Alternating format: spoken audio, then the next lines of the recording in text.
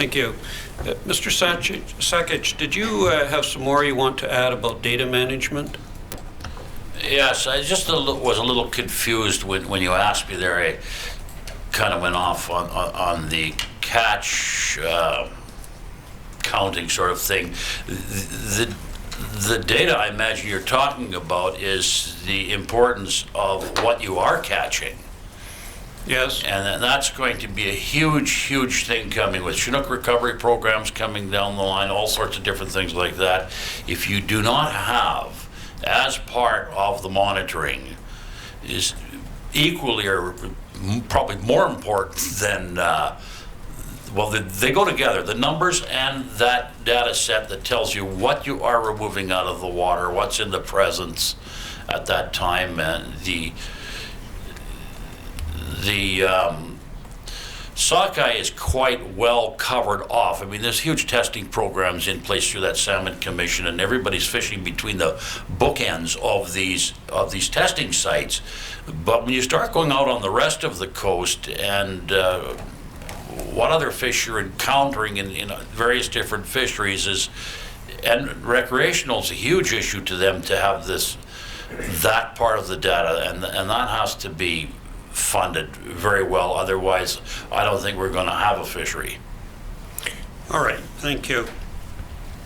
Mr. Masson, I want to ask a question of you that comes from, or a few questions that come from some evidence yesterday. You were here, and do you recall Ms. Sharp asking the panel yesterday about some First Nation fishing that is recorded in charts in what's called Project 7, and more specifically, if we could go, Mr. Lund, to Exhibit 718 and page C3, which has on it Table C1. As we go there, do you recall that series of questions and answers, Mr. Masson? I'm going to have to familiarize myself with this table to get All there. right. Okay. Well, what I'm interested in is the entry that is third down that says it's under Johnson Strait and it says First Nation Marine Society. Yes. Yes. Thank you for the reminder. Coordinated fishery. Yep. Do you recall that evidance yesterday? I do recall that. Yes. And Ms. Sharp was asking about 100% validation. That's right. Are you familiar with the First Nation Marine Society and the fishery that's being referred to in that third entry? I am, yes.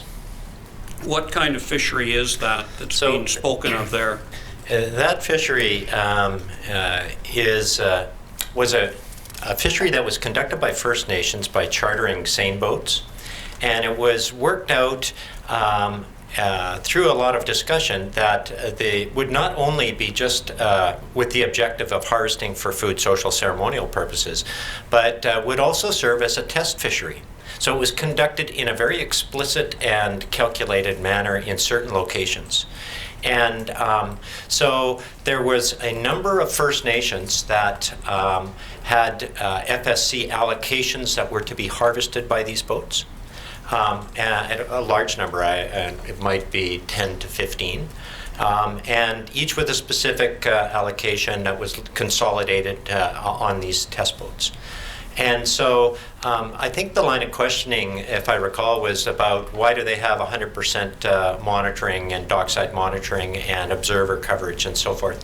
And really, I think one of the points was every fishery has to be looked on its own merit. This particular fishery had specific objectives, not just ensuring that the food was,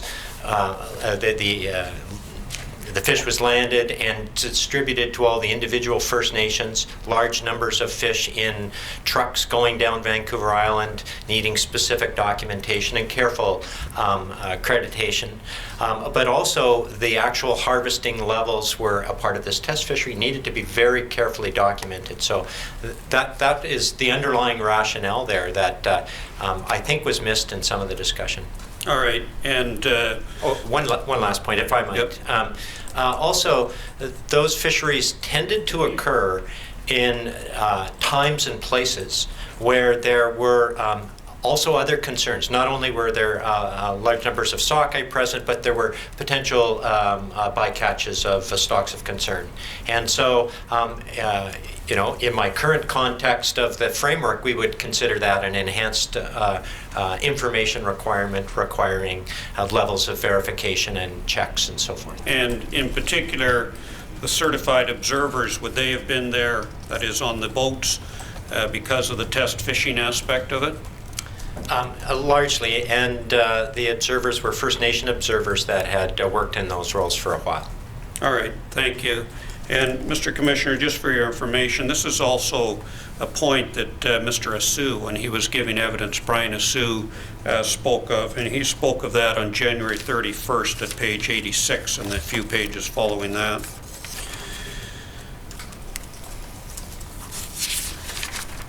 Now, Exhibit 855 is what I'd like to turn to next, and that's the document that was entered as an exhibit this morning. It's the April 11th final report of the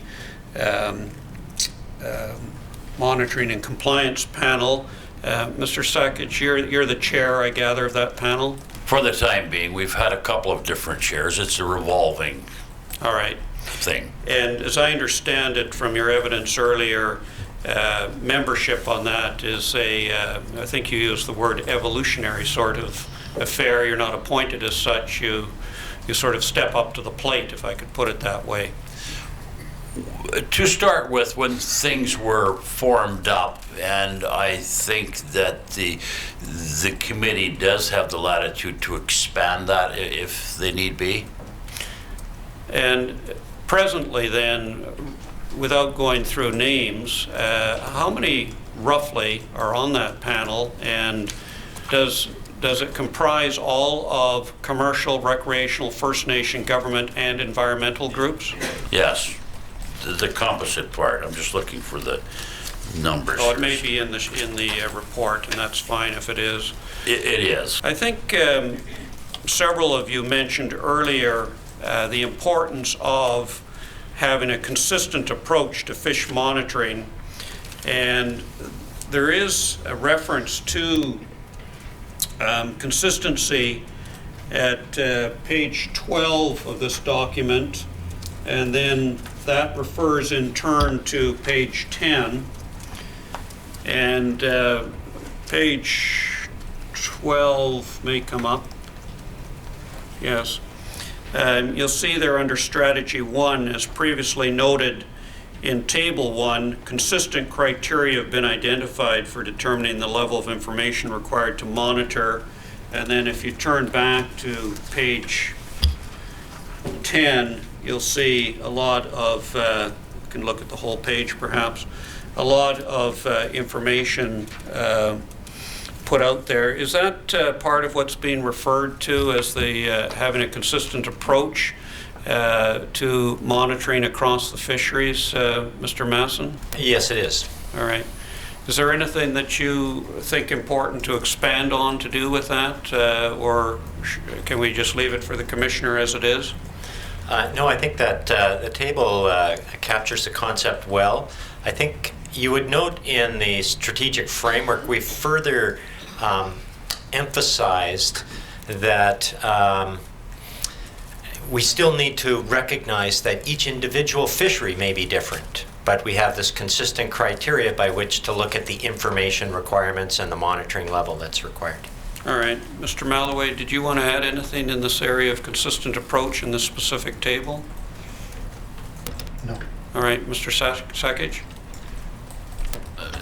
Yeah, I think that much to Colin's way of thinking, I mean, there's going to be changes to how we approach certain fisheries, and was hoping this is one of the things that the monitoring panel would start getting right into. All right. What do you see as the next steps? Where do things stand? This report is very recent, of course, but where do things stand and what next?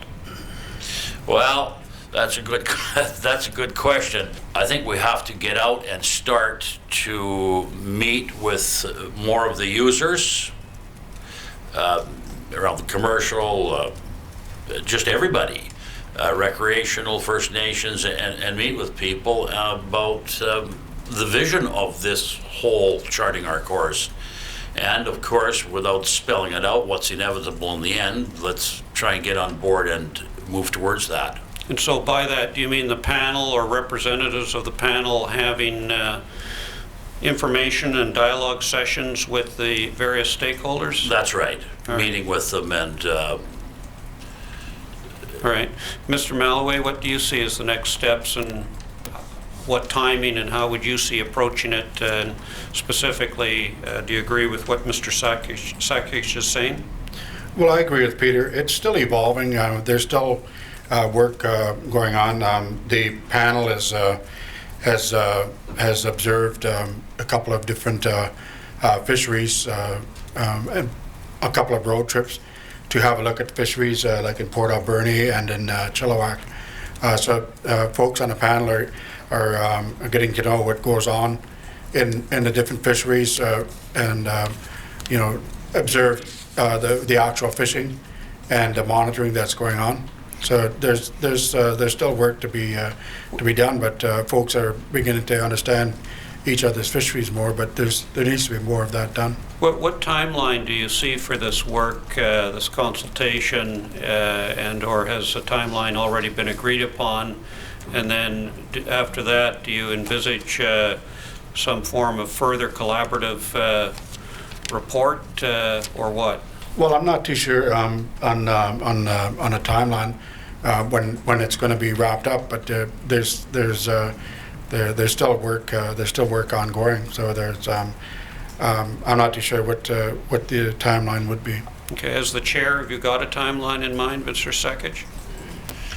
no, I don't have a timeline in mind. And I think, as I said here a little earlier, I think it needs to be a living thing. I think that we have some budget for the rest of this year, and I think if we can produce some results, I think that would speak for itself. If we could produce nothing, well then that's the way the world would be, but I don't think that's what's going to happen. All right, so if the budget drives a timeline, it's this year, roughly. That's right. Anything to add, Mr. Masson? Yeah, I have a couple of comments, trying to focus on this, the work of the panel. And the panel's been effective at working at two levels. We've very successfully, as a group, focused at the low level and done some of the work that Mr. Malloway was referencing. The interaction between First Nation fishermen and recreational fishermen in the Lower Fraser River is a good example of what we call low-level, low-beam collaborative process. At the same time, I would suggest that the work that we collaborated on this document, for example, as a tool to frame discussions and move forward, is looking at the whole challenge and the whole situation from a broader perspective, with broader application. So, as a panel, whilst we're constrained by our current timelines of this fiscal year and the current funding limitation to this year, there is talk about trying to, and considerable discussion with members and other interested parties about trying to continue the work of the panel at both this low-level, low-beam projects and at the high level in other parts of the region. So other low-beam projects where we really gain tremendous benefits through collaborative work of harvesters in one area where there's in the past areas of conflict and misunderstanding. There's been discussions about doing this in other parts of the region. West Coast, Vancouver Island is an example, North Coast is another example, Central Coast. And at the same time, high beam activities. And one of the projects we're currently working on as a panel is developing best management practices and tools and trying to communicate that to harvesters. And it's extremely useful for me as a departmental person working on this file to have this kind of collaboration at all those levels, both at a local area level and at a regional level as well. If we could turn now, please, to Exhibit 429, which is the strategic framework document that's been spoken of. November 2010 draft. This is a departmental document. Mr. Malloway and Mr. Sakich, are you familiar with this document? Have you seen it? Yes, I have. All right. And Mr. Malloway, have you? Yes, we have had a presentation, and we're still looking at it. We're still consulting. Okay. If you turn to page 3 of that document, there's a box there in the lower right that has a working definition of fishery monitoring and catch reporting. I'll let you take a few seconds to look that over. My question of each of Mr. Malloway and Mr. Sakich is whether you agree that that's a useful working definition that accords with your understanding of what fish monitoring and what catch reporting is. I would say so. It covers off both things, the biological and the actual numbers of fish. All right. Mr. Malloway? Yeah, I agree. I think it describes it quite well. All right, thank you. If we turn now to pages 11 and 12, there's a section there on challenges and opportunities. And you'll see that the challenges in terms of fish monitoring, catch reporting are, as I'll list in a second here, some of these we've heard before. They are building trust, linking accountability and access, funding constraints, capacity development, clarifying responsibilities, communicating the benefits. And as you can see from the heading, those are listed as both challenges and opportunities. Is that a good list and a pretty comprehensive list as you see it, each of Mr. Malloway and Mr. Sakich? Or anything that you would add to that list? Well, I'd say it's good, but I don't think we'll ever quit adding things. All right, that's fair. Have you got anything to add at the moment? No, like I said, I believe that in looking at this monitoring thing, that it is going to be a living thing. It is something that's never going to stop because the playing field is going to keep changing, and it is processes are going to have to be in place to deal with it. That's certainly a sound comment. Mr. Malloway, what do you think of that list in terms of challenges and opportunities, and anything to add? I think it's a pretty good list. It covers everything off. I think everything seems to be there. But I guess the number one concern a lot of folks have is the funding constraints, because having a 100% mandatory landing sites in an area such as ours, it's something that can work, but it might not be able to work in other places, like on the coast where there's 30,000 kilometers of coastline. All right. If we could turn now to tab 2 of Canada's documents, and these are some questions of Mr. Masson primarily. That document, Mr. Masson? Yes, I do. Can you say what this is and put a date to it, who prepared it, why it was prepared, and what's been done with it? I prepared this document, and it was, I believe, for the Visions Conference, which was a First Nations gathering in the late fall of this past year. All right. Could this be marked as the next exhibit, please? Exhibit 856. If you turn to page 2, you'll see a reference there to M&C roadmap strategy. I take that to be monitoring and monitoring and compliance roadmap strategy. Yeah, and so that's the process of collaboration that I spoke of, where I was working with the monitoring and compliance panel to develop that document. All right. And there's a reference to the strategic framework. That's the document we just looked at a moment ago, is it? That's correct, yeah. If you look at page 3 and 4, you'll see reference to collaborative management and a collaborative approach. We've spoken of collaborative approach. What's meant by collaborative management?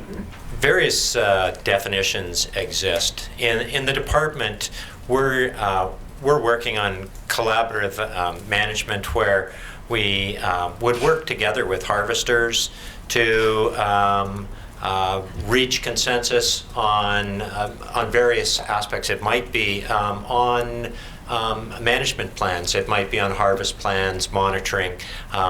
It is not a process where the department is giving up on the minister's responsibility to manage the resource or as an ultimate authority, but one where we would work to reach consensus with our stakeholders and with First Nations.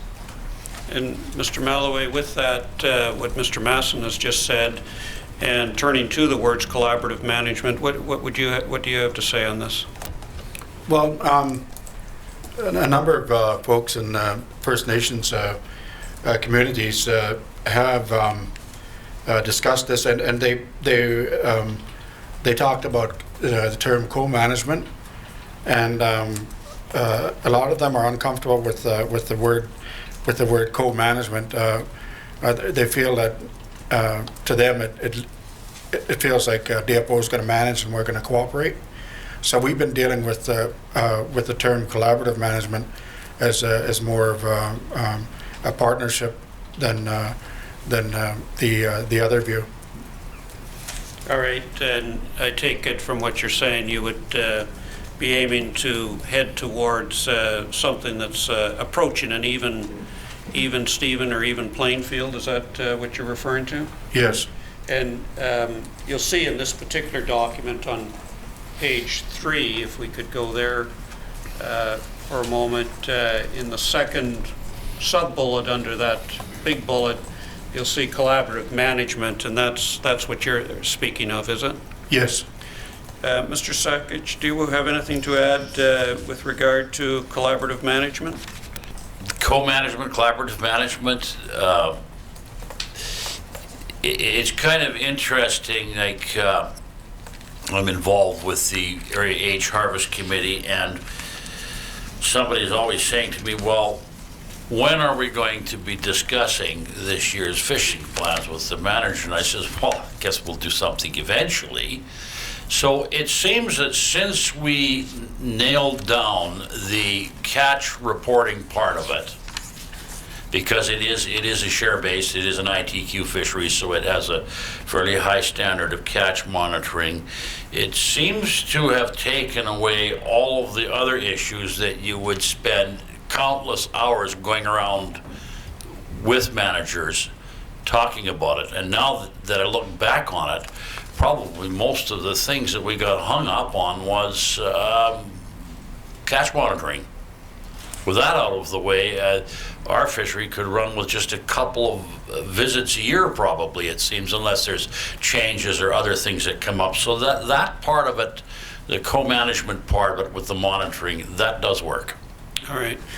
I think this hasn't been yet marked as an exhibit. I'm in tab 3. Yeah. I believe it was just marked, Mr. Giles. I wonder if you could give the last exhibit number. The last exhibit number was 856 for tab 2. Which is on screen. Which is on the screen. Yes. Oh, I'm sorry. Yes, you're quite right. I'm sorry. If we could go to tab 3 now, then. Mr. Masson, do you recognize that document?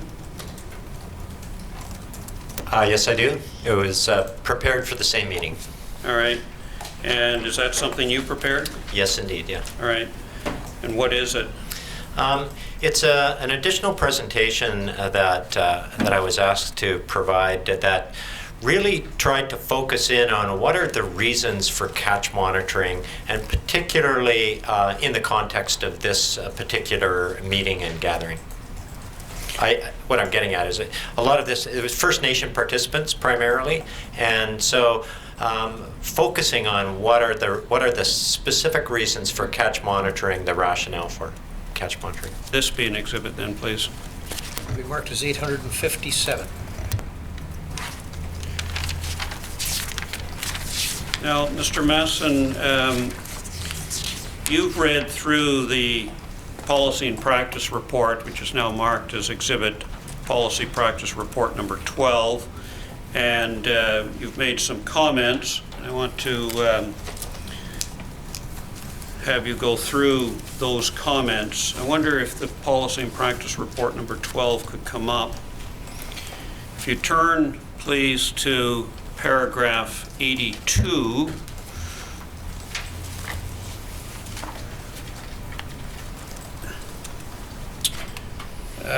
Do you have a comment here on this paragraph, Mr. Masson, in terms of the description of the range of PICFI activities that are set out there?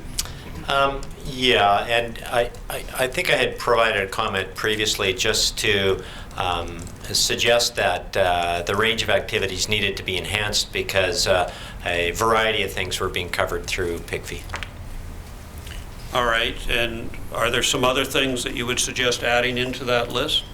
Yeah, I think I fleshed it out a little further and talked about additional data systems. The CREST system would be an example. The working, the progress toward determining accountabilities, primarily internal accountabilities and roles and responsibilities was critically important. The testing of various approaches, North Coast salmon fisheries is an example.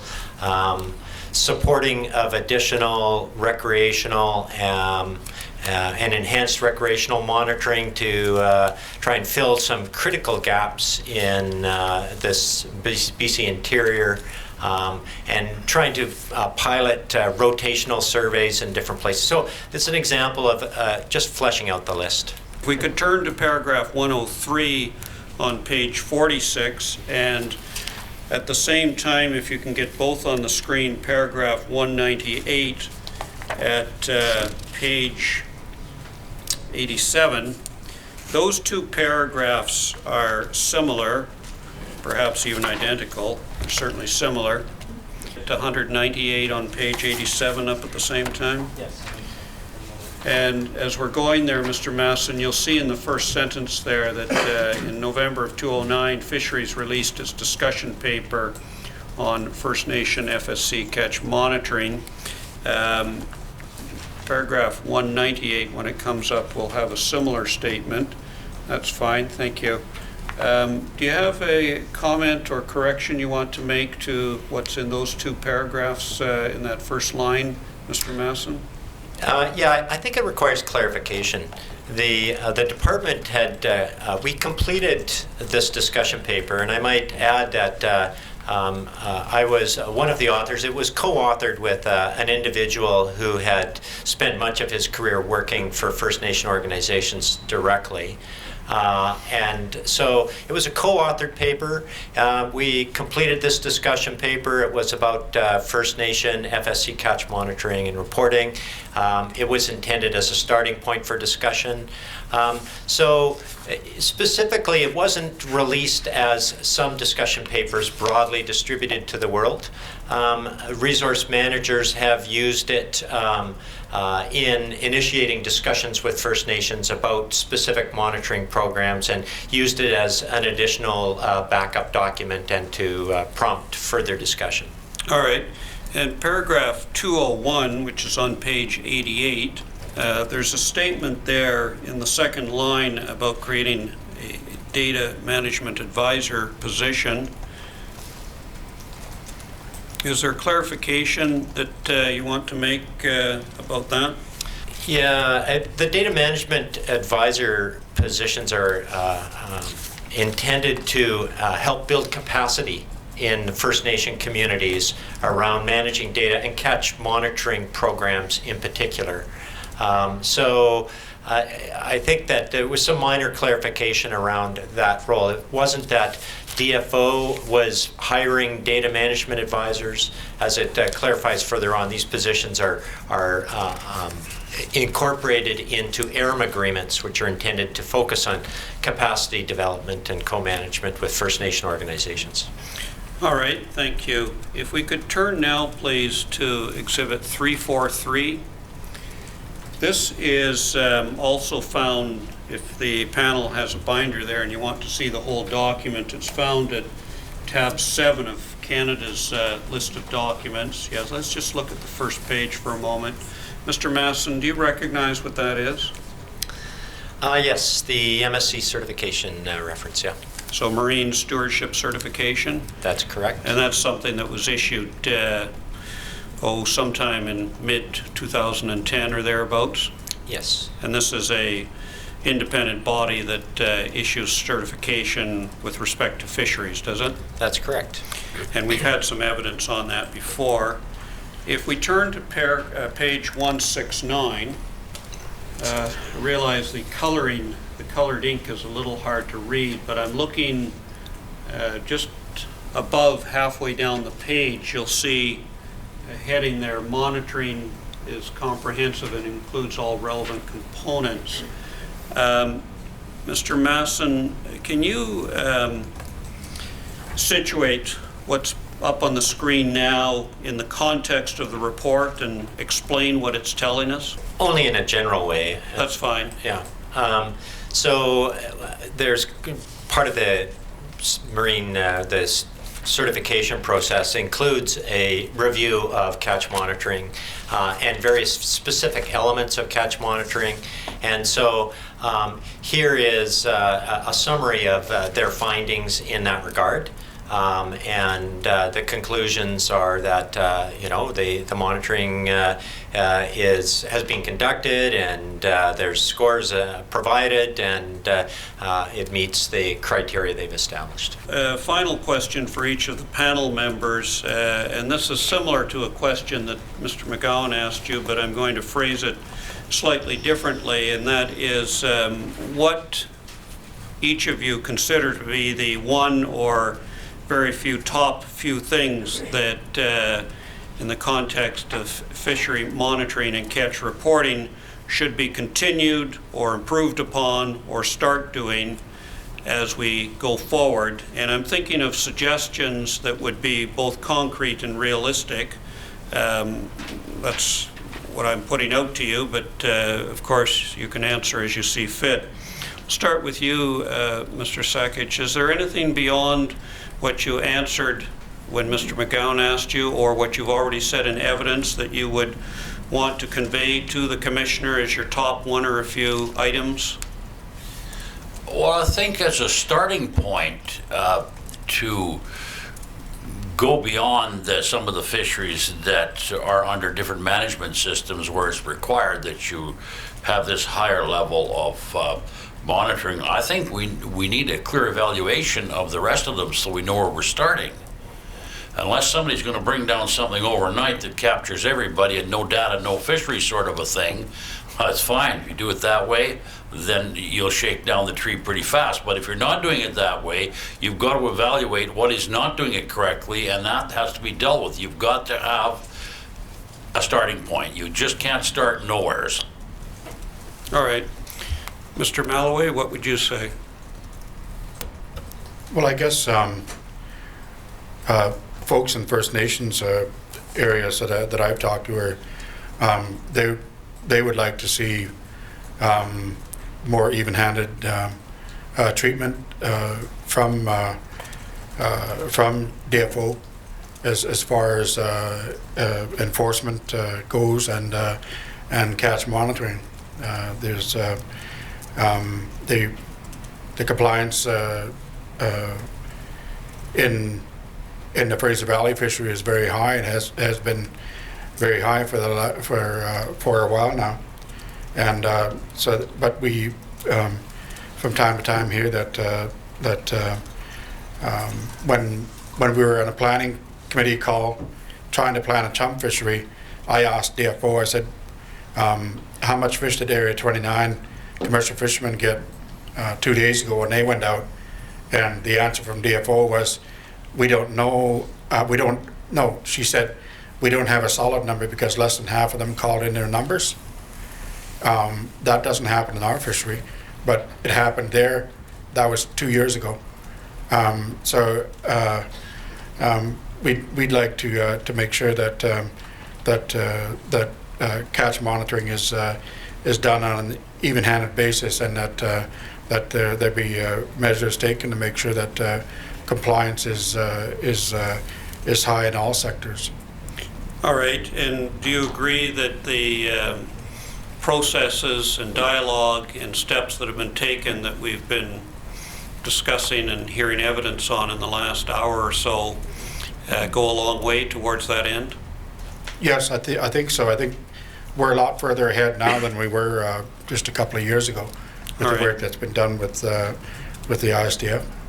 All right, and Mr. Masson, you'll have the final word on this, at least in questioning from me. Yeah, I'd like to start by adding something I hadn't mentioned before and then flesh out a couple of the other points I'd previously mentioned. And I'd like to start by suggesting that, recommending that support be provided for the monitoring compliance panel. I'll just leave it at that. I support it. I think that it's a really useful collaborative process for the department and for harvesters and the resource. Then I'd like to just flesh out some of the other points I'd made previously. Firstly, I'd like to see the completion of the information management framework called PACFISH. I mentioned that we've got it barely functioning by the end of this fiscal year. Core aspects of it will be functioning, but there is a significant pile of work to complete that. If we're to be able to provide the information that Ken just spoke of in terms of providing it to harvesters on all of our fisheries, if we're to be able to integrate this information, we need to complete our work on this framework. And that also includes, we need to be able to properly support the management of the information once we've built the framework. The 2.5 or 3 FTEs I spoke of is at the bare minimum level of helping it function. It requires more support than that. 15 FTEs over the long run, 4 to 5 years, eventually is the level of support that requires. In addition to that, I'd like to see continued collaboration with all of our harvest sectors in the completion of specific strategies to address gaps in catch monitoring. And so that's a collaborative process with the harvesters themselves, and is not necessarily the business of the M&C panel. And then lastly, I'd like to see the critical gaps in operational support that the department has be addressed. And departmental A base is got some gaps where we need to make improvements, and some other key roles I mentioned previously, a regional monitoring coordinator, and some support to continue to work with the M&C panel and with harvesters and with other interests around developing new and innovative and modern approaches to catch monitoring. All right, thank you. Those are my questions. Aquatic Resources Management, LFARM. But that body went under and so we decided in consultation with DFO to take over the body, but to have it non-political. So it wasn't run. It's not run by the Stalo Nation or Stalo Tribal Council or any First Nation. It's run by a board of directors, and we picked a number of board of directors from across the valley, and we have pretty good representation. We don't have more Stalo Nation or more Stalo Tribal Council than others. It's pretty even. There are a number of independents that aren't affiliated with any tribal council or organization, and so we've determined that we're going to be non-political. So we don't deal with political issues. We don't make political statements. All we do is count fish. And I'm going to turn, if I may, to Exhibit 8 on the First Nations Coalition's list. And Mr. Melloway, that's a PowerPoint presentation. We're going to have to reorient it that you're familiar with.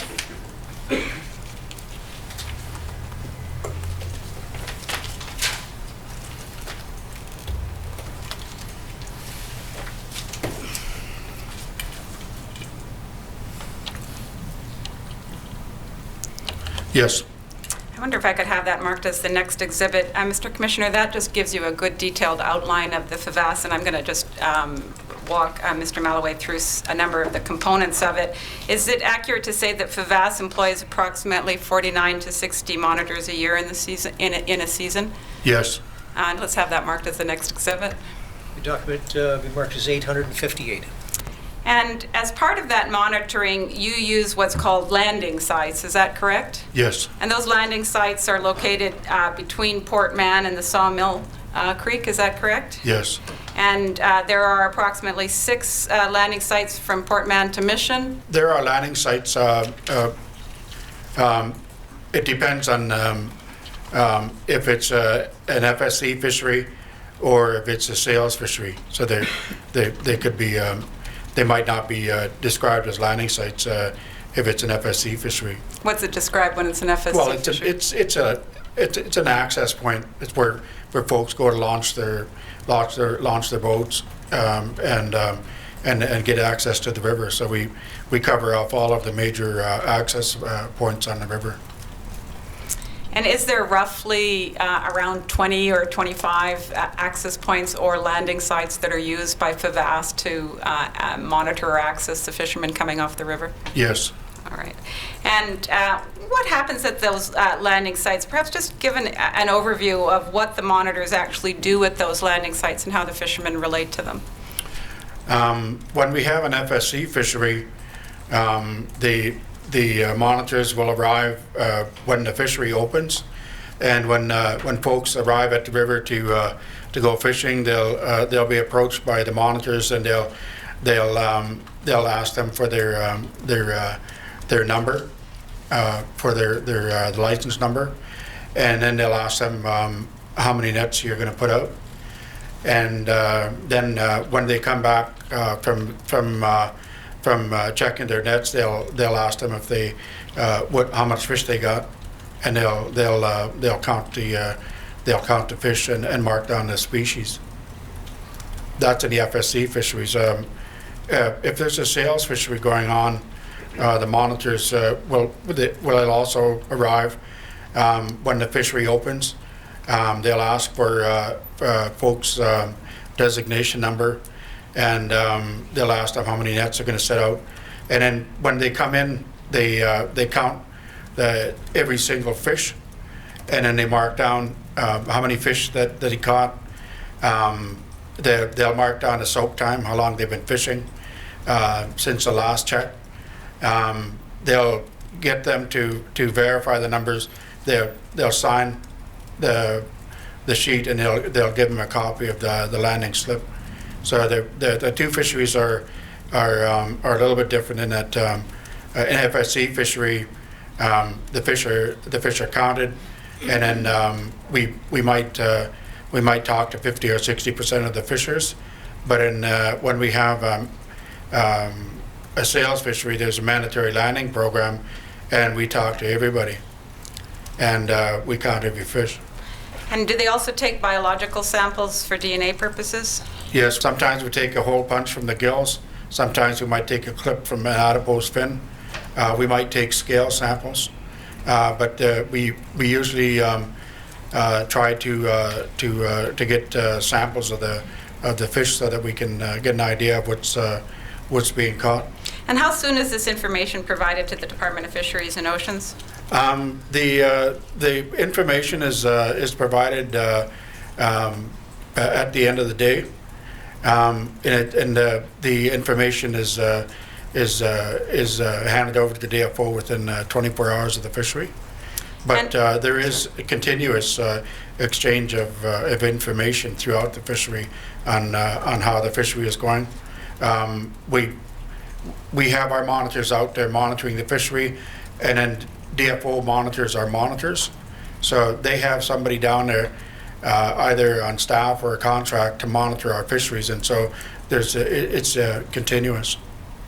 Are there also overflights that happen during the FSC fisheries and the economic opportunities fisheries? Yes, each day that we fish, there's one overflight. There are 2 technicians that have been trained to count gear from the helicopter, and a helicopter does an overflight once a day. And as some of the selective harvest methods have been used in the Lower Fraser, for example, the beach seine, how has the monitoring system been helpful in that? Each beach seine crew has their own monitor, and the monitor goes wherever they go, wherever that crew goes to fish. Then the monitor's right there and counts every single fish, and there'll be a tally with every set. So is it possible in something like that selective harvest to actually fish directly to a number and to stop even within time periods that have been provided for the fishery? When the fishery first gets underway, there's a nightly call, and that we get the numbers in. When we're approaching the allocation number, we might have if we're fishing Wednesday and we're getting close to the number, Wednesday night we'll have a call, and then if they'll look and they'll say, well, you're this many fish away from your allocation, we're going to open a fishery from 8 a.m. to 10 a.m. And if you catch the number before 10 a.m., we're going to shut you down. So when we go out, the monitors phone in every single set to our managers, and there's a running tally until we hit the number, and then it's shut down right now. Yesterday, in the evidence given by Mr. Paslow, he mentioned the potential benefits of doing some further improvement in the drift fisheries that are occurring in this area. Could you tell the Commissioner what's happening right now and where you might see some improvements? In the drift fishery, we have monitors at all the major access points, and in the FSC fishery, there's monitors that go there when the opening happens, and then they talk to folks when they go out to make their drift, and then they talk to them when they come back and land. That's where we conduct a fishery on the FSC fisheries. What training do your catch monitors receive? We have training, and every year when we get ready to start up, we have training workshops conducted by people from DFO. And how does FVAS ensure that the monitors are independent? And by that, I mean, how do they ensure that they're not monitoring their own families or in their own areas or any of those other kinds of concerns that have often been raised about independence? Well, the Stalo people, we all know each other, and so at the Yale Beach where I fish, my sister works up there, and she monitors the fishery on the other end of the beach where the Jimmy family fishes. And there might be somebody from their family or from another family managing or counting the fish where the Malaways and the Commodores fish. I want to turn to, sorry, Mr. Lund, this wasn't in my list, but it's now an exhibit 857, and I'd like to go to page 2 of that. Mr. Masson just gave evidence around that being a presentation to the Visions workshop in October of 2010. And, sorry, it's exhibit 857? Yes. That's, I believe, was just marked. Yes. And while you're looking for that, I'll ask Mr. Malloway the first question, then I'll speak to. We've heard some concerns about incentives for First Nations to underreport. Grand Chief Ken Malloway, how do you? What was your response to that type of assertion that there's an incentive for First Nations to underreport their catch? Well, that's something that's been around for quite a few years. I guess the first time that I came across it was in 1985 when I was reading a DFO report and about the previous year's fishery, and the fellow that wrote the report says, well, we asked the Indians how many fish they got, and then we double it because they lie. And that struck me as being quite a statement. But Sam Douglas and I talked about it, and what we had been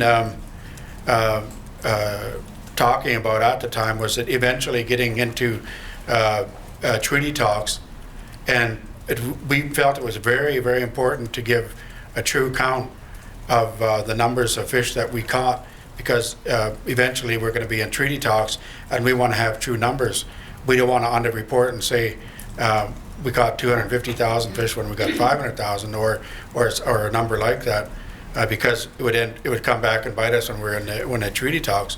So we felt it was very important to give a true number, and so we've been telling each other that, and our employees that work for us at our monitors, we keep reinforcing it with them that we have to give a true number, and then we have to be credible. There's always somebody monitoring our monitors. There's folks that come in and watch our monitors and observe what's going on. So we've been adamant with our monitors that they have to report the true numbers, and we've been also adamant with the fishers that they have to give a true account. Mr. Masson, if I just turn to you briefly as it relates to this list, I understand. Oh, sorry, that's not quite the right page that I'm looking for. It's called Tangible Benefits to First Nations.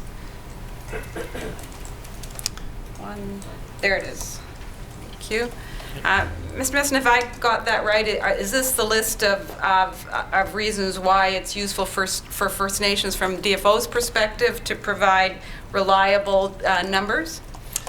Yeah, and in fairness, it's not just from DFO's perspective. I spoke previously of the work with Dave Lightly, and also in my previous work with the department, I'd worked with a number of First Nations on the South Coast.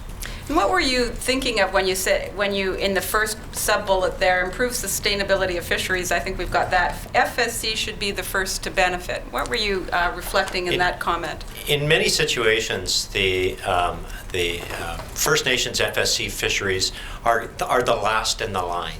They're in a watershed where there are other fisheries that have been sequentially harvesting in front of them, so to speak. And so if the world was perfect and all of our fisheries were as productive as we'd like them, and they were sustainably managed and so forth, then FSC fisheries would enjoy those benefits as well. So insofar as catch monitoring is a key element to fisheries management, it should contribute to sustainable fisheries. Grand Chief Ken Melloway, why is the work of FVAS, from your perspective, important to DFO, and then why is it important to First Nations? Well, it's important to have an accurate count of how many fish are being caught. We each year we sign an agreement or attempt to sign an agreement. Sometimes we don't sign, but most years we sign an agreement, and it has an allocation to it. And so it's important that we have a credible monitoring, so that we can make sure that we fish to our allocation, and also to make sure that we try and realize the allocation. And approximately what proportion of the Fraser River sockeye is caught in your fishery as it relates to other First Nations fisheries? About 44%. I know. Usually, about 44% is caught in the Lower Fraser. I have two more rounds of questions to finish this section. Would you be willing to have me let sit for a couple more questions, or would you like me to take the break right now? All right, thank you. Hearing will now adjourn until 2 p.m.